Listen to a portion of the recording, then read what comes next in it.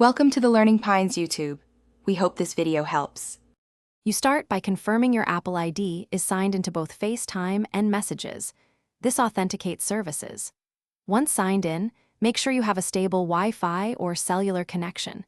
Weak networks block activation, so toggle airplane mode briefly to reset radios. Make sure date and time you set automatically because activation servers reject mismatched clocks. Finally, restart your iPhone to clear transient errors before moving to deeper fixes. Now you dig into accounts and settings.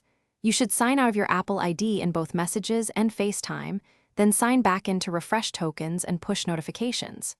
If that fails, reset network settings to clear corrupted Wi-Fi or APN data. Note this removes saved networks and VPNs. Make sure notifications are enabled and that send and receive shows your number and email. Once done, toggle iMessage and FaceTime off, wait about 30 seconds, then re-enable to force react. Finish by updating iOS and applying any carrier settings update because many activation issues are fixed in updates. If iMessage remains stuck on activating or says waiting for activation, contact your carrier. SMS activation messages may be blocked or billed. Make sure your device can receive regular SMS.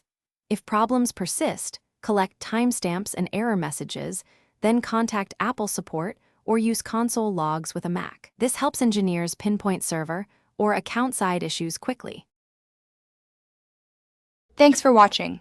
Consider subscribing if we helped you.